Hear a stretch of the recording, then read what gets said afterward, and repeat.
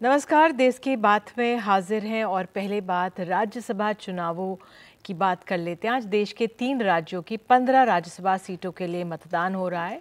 सबसे ज़्यादा 10 सीटें उत्तर प्रदेश की हैं। सीटें 10 हैं लेकिन उम्मीदवार 11 हो गए हैं। सुबह समाजवादी पार्टी और विधानसभा के जो मुख्य सचेतक हैं मनोज पांडे ने मुख्य सचेतक पद से इस्तीफा दे दिया और इसके अलावा समाजवादी पार्टी के विधायक अभय सिंह ने आज की वोटिंग से पहले सोशल मीडिया पर भगवान राम की तस्वीर भी पोस्ट की। वहीं समाजवादी पार्टी के एक और विधायक हैं राकेश प्रताप सिंह ने वोटिंग से पहले कहा कि मैंने अपनी अंतरात्मा की आवाज़ सुनकर वोट किया है। अब ये सुबह 9 बजे से वोटिंग का सिलसिला शुरू हो गया था। 5 बजे तक आज वोटों की गिनती अब शुरू हो चुकी है और 6 बज रहे हैं।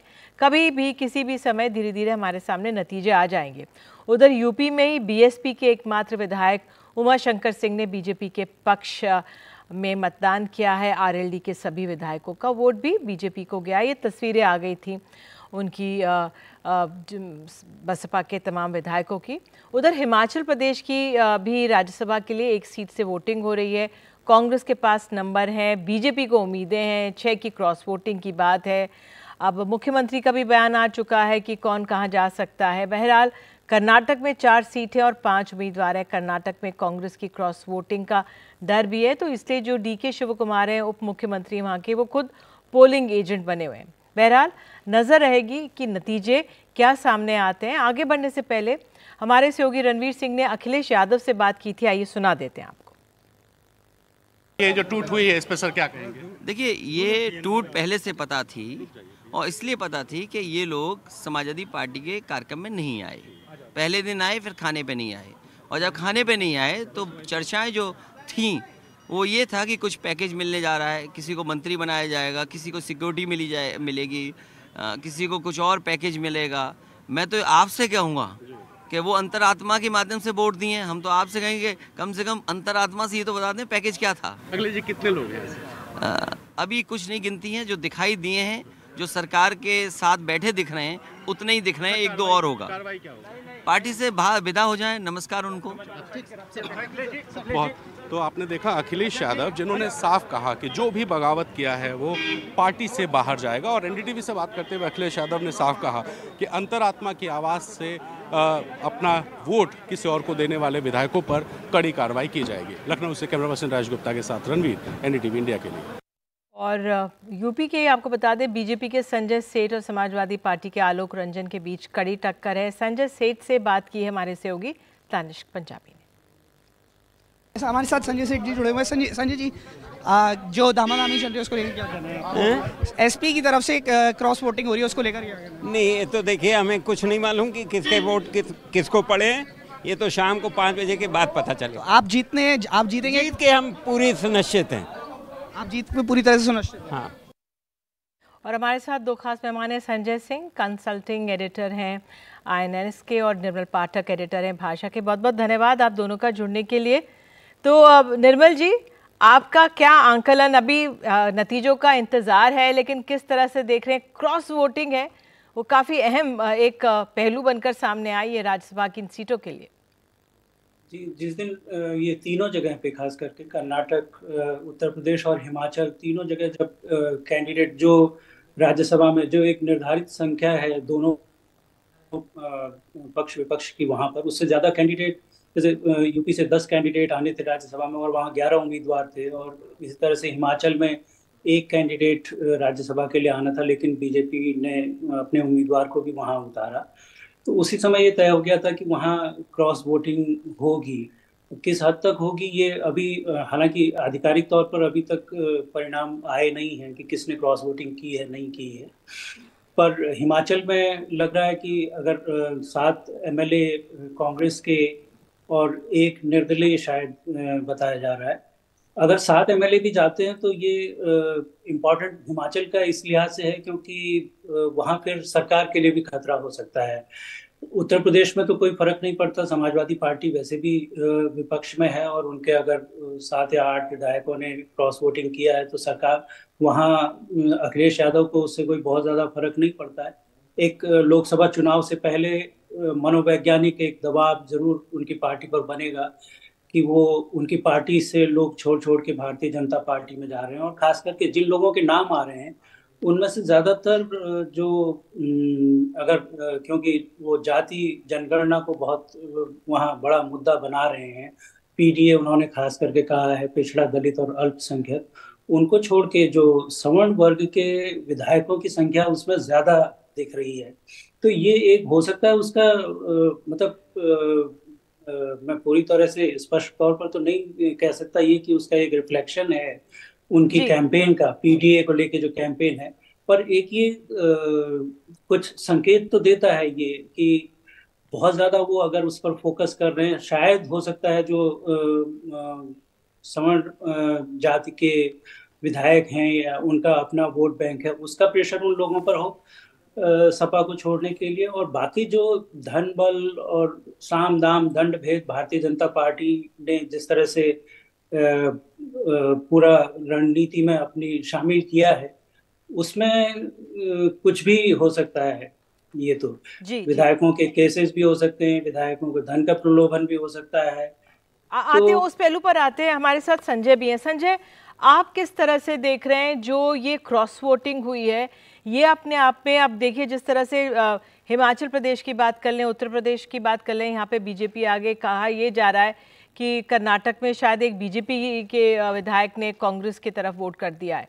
तो जो ये क्रॉस वोटिंग की जो ये स्थिति है और इतने बड़े पैमाने पर, क्योंकि यूपी 80 लोकसभा सीट यहाँ से आते हैं और हम देख चुके हैं कि प्रधानमंत्री की भी, मुख्यमंत्री की भी पूरी नज़रें हैं कि 80 तो सीटें आनी ही हैं लोकसभा की।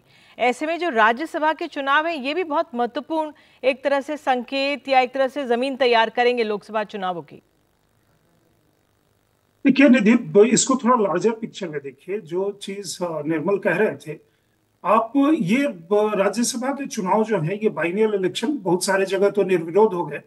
यूपी में चुनाव हो रहा है, मध्य प्रदेश में, हिमाचल में हो रहा है और कर्नाटक में हो रहा है। यूपी की पहले चर्चा करते हैं। यूपी में मतलब ये चुनाव अखिलेश यादव और राहुल गांधी पहले हाँ ना होते होते फिर दोनों निकले यूपी के लड़के, और आगरा में ये कहा गया कि प्रचंड मतलब वो भीड़ आई थी राहुल गांधी और अखिलेश यादव, जो उनके समर्थक वर्ग का लोग था वो काफी इसके साथ उत्साहित थे। अब इशू यहाँ पे ये देखिए कि यहाँ राहुल गांधी अमेठी रायबरेली जाने के बाद कांग्रेस के समर्थक और उनके सिंपैथाइजर काफी ढोल पीट रहे थे कि राहुल गांधी अगर अमेठी से लड़ जाएंगी, प्रियंका गांधी रायबरेली से लड़ जाएंगी और हम सबको हरा देंगे और तमाम चीजें। यहाँ जितने सपा के विधायक गए हैं इसमें अमेठी रायबरेली से एक जो विधायक थे वो चले गए, अमेठी से 2 विधायक चले गए। तो आपका जो अपने घर को, उसके बाद फिर आगे आइए अम्बेडकर नगर की तरफ साफ है, अखिलेश जी का जहां प्रभुत्व क्षेत्र है वो साफ है। तो ये जो राहुल गांधी और पहले उनकी जो जुगलबंदी की कहानी शुरू होने के पहले ही वो थोड़ा उसमें काफी क्या कहिएगा एक तरह का पंचर वो लग गया। यही मेरा सवाल था एक तरह से कि रायबरेली अमेठी से अगर ये इस इलाके के 3 विधायक चले जाते हैं तो ये किस तरह का संकेत देता है। पाठक जी, ये आपसे संजय से लेंगे, उनका कनेक्शन वो हो रहा है कि ये अपने आप में एक बहुत बड़ा एक सवाल भी है, चिंता की बात भी है कांग्रेस के लिए और बीजेपी के लिए उपलब्धि है कि उसी इलाके के देखा जाए तो 3 विधायक आ रहे हैं इधर। देखिए, रायबरेली अमेठी कांग्रेस का किसी जमाने में गढ़ रहा हुआ करता था। अब पिछले 10 साल से तो वो बात नहीं है, 10 साल क्या उससे पहले भी अगर पिछले 2014 के चुनाव में भी अगर समाजवादी पार्टी ने कांग्रेस को परोक्ष तौर पर समर्थन नहीं दिया होता तो शायद सोनिया गांधी भी हार गई होती वहां। तो इसलिए ये कहना कि वहां से विधायक चले गए हैं, भारतीय जनता पार्टी में जा रहे हैं, गए तो नहीं है अभी जब तक ऑफिशियली नहीं आता है, तो वो मुझे नहीं लगता कि वो कोई बहुत बड़ा झटका है। ये तो कांग्रेस के पास है क्या वहां खोने के लिए। एक विधायक और चला गया तो उससे कांग्रेस का जो है क्या, कांग्रेस के पास जो खो रही है, जो विधायक है वो कोई कांग्रेस की वजह से नहीं जीत रहे हैं वहां पे।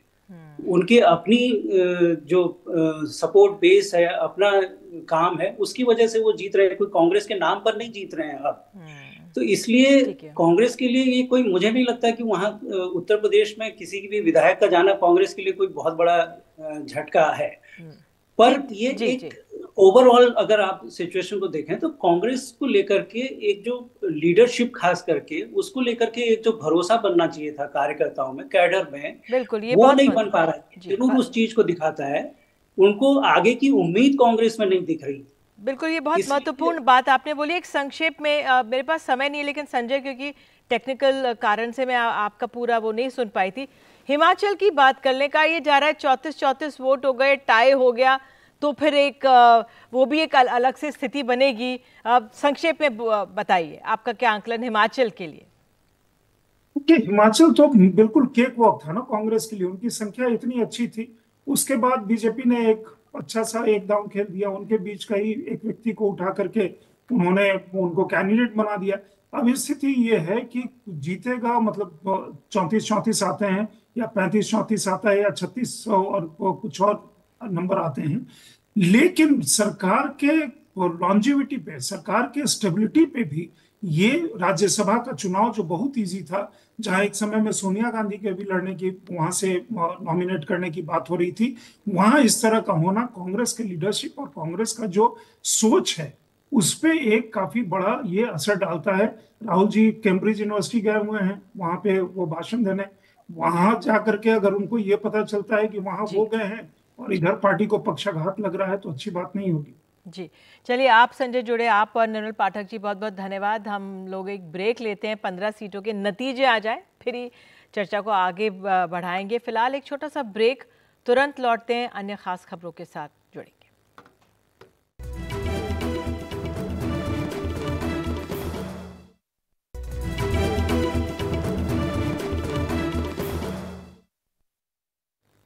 तो सरकार के सूत्रों के अनुसार मार्च से पहले हफ्ते में सीएए के नियम लागू किए जा सकते हैं और एनडीटीवी के सूत्रों के मुताबिक 1 मार्च से सीएए के नियम लागू कर दिए जाएंगे। इसके लिए एक पोर्टल भी तैयार किया गया है।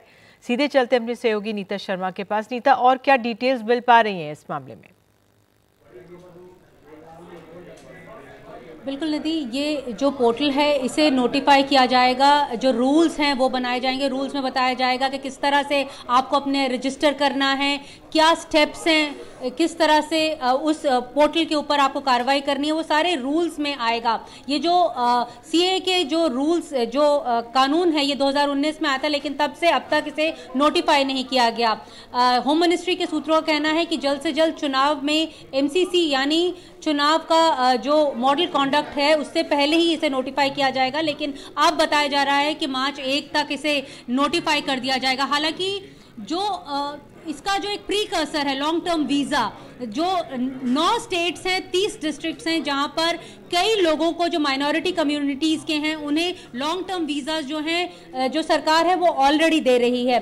इसे लेकर काफ़ी सारे प्रोटेस्ट भी हुए थे, लेकिन सरकार का कहना था ये सिर्फ उन माइनॉरिटीज़ के लिए है जो दूसरी कंट्रीज़ में परसिक्यूट हो रहे हैं। उसके तहत ये कानून जो है वो लाया गया था। भारतीय जनता पार्टी इसे अपनी बड़ी जीत बता रही है। हालांकि इसमें जो 6 शेड्यूल है, जो नॉर्थ ईस्ट के जो स्टेट्स हैं जहाँ पे 6 शेड्यूल लागू होता है, उसे इससे अलग रखा जाएगा। निधि? बिल्कुल नीता, आप नज़र बनाए रखें इस मामले पे। फिलहाल धन्यवाद इस जानकारी के लिए। तो सीए की तैयारी पूरी एक तरह से हो चुकी है सूत्रों के हवाले से, और 1 मार्च से ये लागू हो सकता है। प्रधानमंत्री नरेंद्र मोदी आज केरल और तमिलनाडु के दौरे पर हैं और इस दौरान उन्होंने भारत के गगनयान से अंतरिक्ष में जाने वाले अंतरिक्ष यात्रियों को एस्ट्रोनॉट विंग्स भी दिया। जिन 4 लोगों को गगनयान में अंतरिक्ष जाने के लिए जिनका चयन हुआ है उनके नाम है group captain Prashanth Balakrishnan Nair, group captain Ajit Krishnan, group captain Angad Pratap और विंग कमांडर शुभांशु शुक्ला।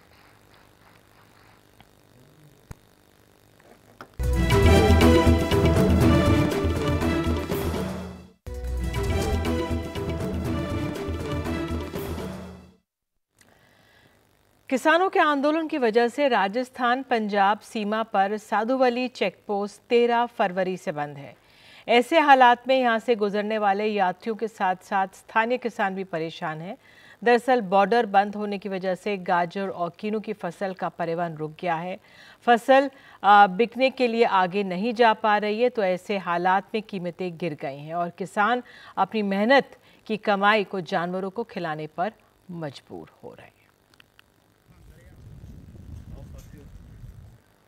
उधर राजस्थान के कोटपुतली बहरोड जिले में बलात्कार की पीड़ित पर रविवार को आरोपियों ने जानलेवा हमला किया था। आरोपियों ने पीड़िता और उसके भाई पर बेहद गंभीर हमला किया। पीड़िता को गोली भी मारने के बाद धारदार हथियार से उस पर हमला किया गया। तो आज जयपुर के सवाई मानसिंह अस्पताल जाकर मुख्यमंत्री भजनलाल शर्मा ने पीड़िता से मुलाकात की। मुख्यमंत्री ने पीड़िता से मुलाकात के बाद अस्पताल प्रशासन को इलाज को लेकर ज़रूरी दिशा निर्देश दिए। पीड़िता पर हमले को लेकर पुलिस ने अब तक 2 लोगों को गिरफ्तार किया है।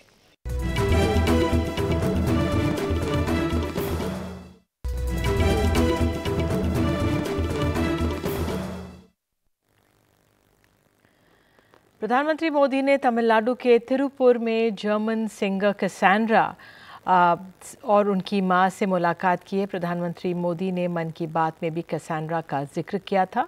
वो भारतीय भाषाओं में धार्मिक गानों को गाने के लिए जानी जाती हैं। कृष्ण दामोदरम वसुदेवम भजे, कृष्ण दामोदरम वसुदेवम भजे। हरे कृष्ण कृष्ण कृष्ण हरे हरे, हरे राम राम राम हरे हरे, हरे कृष्ण कृष्ण कृष्ण हरे। लाहौल स्पीति के मुरंग में एक जोड़े ने -25 डिग्री के तापमान में शादी रचाई है। ये शादी चर्चा में है। सोशल मीडिया पर इसकी तस्वीरें वायरल हो रही हैं। दुल्हन गुजरात से ताल्लुक़ रखती हैं और दूल्हा केरल के रहने वाले हैं। इंडिया बुक ऑफ रिकॉर्ड में दंपति को ऐसा रिकॉर्ड बनाने के लिए सर्टिफिकेट भी जारी किया गया है।